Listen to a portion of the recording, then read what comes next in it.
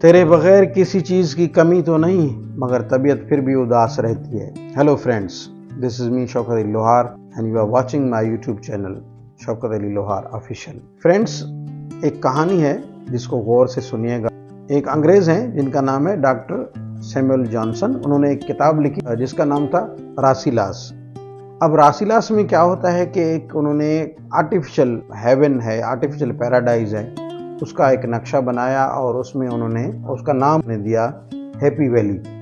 अब happy valley में कुछ लोग रहते हैं जो बहुत सारे कैरेक्टर्स हैं, जिसमें रासिलास हैं, उनकी बहन निकुआ हैं, उनकी नौकरानी पिकुआ हैं, और हर साल जो है सामान की खेप आती है जो इमलेक एक मर्चेंट हैं वो लेके आते हैं। अब होता क्या है कि इस कहानी में आगे जाके प्रिंस रासिलास को सब कुछ मुयस्सर था, सब चीज़ें मुयस्सर थीं, यानी कि पानी भी, खाना भी और सब कुछ। और उस हैप्पी वैली में ये बताया गया है कि उसके दरवाजे सिर्फ साल में एक दफ़ा ही खुलते थे। लेकिन प्रिंस रासिलास जो है ना, वो बहुत ही उदास रहते थे और वो हर वक्त सोचते रहते थे कि ये ऐसे क्यों है, यानी परिंदे ऐसे क्यों चहचहा रहे हैं, या कुछ उसके अंदर में चलता रहता था। बाद में क्या हुआ कि जब सालियाना तौर पे वो मर्चेंट जो इमलेक हैं वो वहाँ पे आते थे, तो वो उनको बहुत ज़्यादा इंसिस्ट करते थे कि आप मुझे बाहर लेके चलें, हैप्पी वैली से निकालें मुझे। तो वो उनको कहते थे कि उन पे हंसते थे और उनको कहते थे कि आप क्यों यहाँ से निकलना चाहते हैं, आप बहुत खुश हैं, यहाँ पे ज़िंदगी की हर जो चीज़ है वो आपको मुयस्सर है, यानी कि ये हैप्पी वैली है, आर्टिफिशियल पैराडाइज है, इसमें सब कुछ आपको मुयस्सर है, खाने की चीज़ें हैं, पहनने की चीज़ें हैं, उठन बैठन की चीज़ें, सब कुछ आपको मुयस्सर है, तो आप बाहर जाने की क्या ज़रूरत है। और वो कहता है कि मैं बहुत उदास रहता हूँ, मेलनकलिक रहता हूँ, तो मैं इस चीज़ को, यानी बाहर की लाइफ को ऑब्जर्व करना चाहता हूँ। वो कहते थे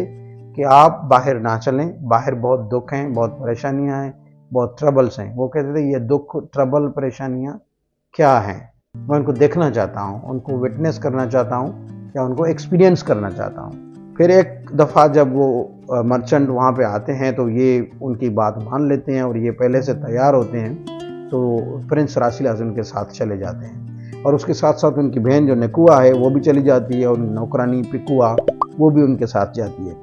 तो रास्ते में उनके पास जितना सोना होता है, जितने हीरे जवाहरात होते हैं और मोती होते हैं, ये उनको लूट लिया जाता है और इनके पास जितना खाना वगैरह होता है वो भी ख़त्म हो जाता है और ये गर्मी में, धूप में बहुत बड़े खुहार होते रहते हैं। और फिर आगे जाके एक हर्मिट से पूछते हैं, जो एक बाबा जी थे, वो त्याग ले रहे थे या कहीं अकेले ज़िंदगी गुजार रहे थे, उनको कहते हैं कि खुशी किस चीज़ का नाम है। तो फिर उनको जो है ना वो अजीब किस्म के जवाब मिलते हैं। जब वो ये एक्सपीरियंस करता रहता है, यानी कि दुख के एक्सपीरियंस करता है, तब उसको पता चलता है कि यार वो जो हैप्पी वैली में हम रहते थे वो तो ये इस लाइफ से बहुत ज़बरदस्त थी।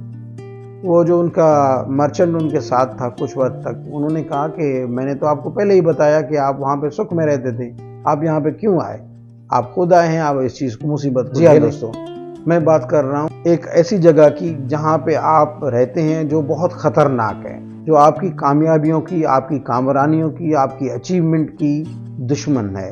जब तक आप ज़िंदगी में रिस्क नहीं लेते, जब तक आप अपने कंफर्ट जोन को गुड बाय नहीं कहते, आपके पास कभी भी कामयाबी नहीं आएगी। क्योंकि अब्राहम लिंकन 35 साल तक जो है ना नाकाम होता रहा और हमारे बहुत सारे ऐसे किरदार हैं चारों ओर, आपने देखा होगा, जिन्होंने बहुत ज़्यादा कठिन ज़िंदगी गुजारी है। आप क्योंकि एक बबल में रहते हैं, एक बबल जो है ना वो कंफर्ट जोन होता है, इसमें आपकी खूबसूरत ज़िंदगी गुजर रही होती है, आपको पता है कि घर में वो अयाशी, एसी, कार और स्कूल, कॉलेज, यूनिवर्सिटी, वहाँ पे माँ बाप और उनका जो प्यार और मोबाइल, बस यही आपकी ज़िंदगी है। लेकिन आपने कभी भूख को एक्सपीरियंस नहीं किया, आपने कभी पानी और चीज़ें और ये ना होने की, आपने उन चीज़ों को कभी भी ऑब्ज़र्व नहीं किया, तो आपके लिए बहुत बड़ा मुश्किल और ये चैलेंजिंग होता है कि किस तरीके से ज़िंदगी को गुजारा जाए। जैसे मैं कहता हूँ कि आप अपनी ज़िंदगी में एक तजुर्बा करके देखें, 3 साल तक, 3 महीने तक, 3 दिन तक आपके पास कुछ भी ना हो, मिनिमम 3 दिन तक तो एक्सपीरियंस करके देखें कि आपके पास ना पैसे हो, ना आपके पास लाइट हो, ना आपके पास कोई और चीज़ हो, कुछ भी ना हो, एंटरटेनमेंट तो बिल्कुल ही ना हो, यानी जिसको मोबाइल वगैरह है वो तो बिल्कुल ही ना हो, और आपको खुद ही अकेला रहना पड़े, तो आपको उस 3 दिन में लग पता जाएगा कि क्या मैं कंफर्ट जोन मेरा कितना है और उस कंफर्ट जोन की लेवल क्या है। जब तक आप कंफर्ट जोन को नहीं आप बाय बाय कहते, कॉन्फिडेंस आप में नहीं आएगा, आप पुरएतमाद नहीं होंगे, और आप दुख को जब तक एक्सपीरियंस नहीं करेंगे तो खुशी का एहसास आपको पता नहीं चलेगा। क्योंकि जब तक आप बाहर नहीं जाएंगे, दूसरे लोगों से नहीं मिलेंगे और खुद काम नहीं करेंगे, तब तक आपको एहसास नहीं होगा। जैसे कि पैसों की बात है कि हमें अगर माँ बाप से कुछ पैसे, क्योंकि वो कंस्टेंट्स हैं, मजबूरियाँ हैं, थोड़े पैसे मिलते हैं तो हम उस पर बहुत बड़ा नाला होते हैं कि यार पैसे थोड़े मिल रहे हैं। लेकिन जब हम खुद जब कमाने जाते हैं तब हमें पता चलता है कि पैसे कमाना कितना मुश्किल है। तो इसलिए आपकी कामयाबी के आगे एक बहुत बड़ा बैरियर है जिसका नाम है कंफर्ट जोन, और कंफर्ट जोन जितना कम होगा तो आपकी कामयाबी यकीनी हो सकती है। उसके अलावा ज़िंदगी में रिस्क लेना सीखिए। जब तक हम रिस्क लेना नहीं सीखते, सपोज करेंगे हम कहते हैं कि यार मैं इनसे बात करूंगा तो पता नहीं क्या हो जाएगा, तो बात करने में कुछ नहीं है, कोई कयामत नहीं आएगी। या आप कहते हैं कि भाई CSS में हर साल जो है ना 20,000, 25,000, 50,000 लोग बैठते हैं, वहाँ पे अगर मैं फॉर्म फिल करूंगा तो मैं क्या कर सकूंगा, मैं स्क्रीनिंग में ही चला जाऊंगा। जब आप पहले सोचते हैं आप हार गए तो आप हार गए, आप उस दौड़ का हिस्सा ही नहीं बने तब आप कहते हैं कि हार गए। तो ऐसा कुछ भी नहीं है, आप जब तक उस दौड़ का हिस्सा नहीं बनेंगे आप जीत नहीं सकेंगे। जीतने की बात तो बाद में आती है ना, पहले तो यानी कि एडमिशन की बात है, पहले आप उसका हिस्सा तो बने। तो इसलिए जब तक हम रिस्क नहीं लेते, जब तक हम एडवेंचर को वेलकम नहीं करते, जब तक हम मुसीबत को वेलकम नहीं करते, तब कामयाबी और निखार जो है वो हमें नहीं आता है। और ये साबित हुआ है कि जब तक आप खुद से चीज़ों को जाके, यानी रफली, जैसे अकल के बारे में कहा जाता है कि बादाम खाने से या अखरोट खाने से अकल नहीं आती बल्कि धक्के खाने से आती है। धक्के खाने का मतलब है कि आप एक जगह जाएंगे, वहाँ पे आपको पता चलेगा कि भाई लोगों का रवैया आपके साथ कैसा है, दूसरी जगह जाएंगे लोगों का रवैया कैसा है।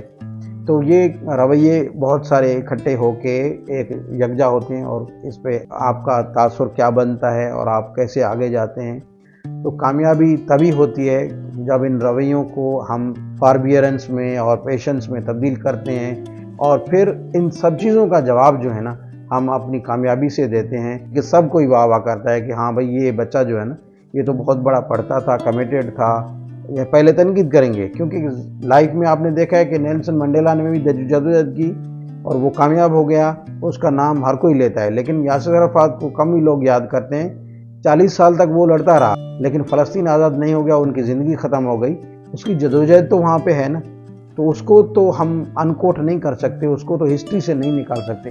इस तरीके से बहुत सारे लोग हैं जो तारीख़ का हिस्सा हैं, जिनकी बहुत सारी कुर्बानियाँ हैं। वक्त गुजर जाता है, इंसान की ज़िंदगी गुजर जाती है, लेकिन वो कामयाबी कामरानी अगर नहीं होती तो उनकी जदोजहद या उनका जो स्ट्रगल है वो तो उसमें शामिल है। तो इसलिए ज़रूरी है कि आप कंफर्ट जोन को खुदा हाफिज़ कहें और कामयाबी आपका इंतज़ार कर रही है। Thank you.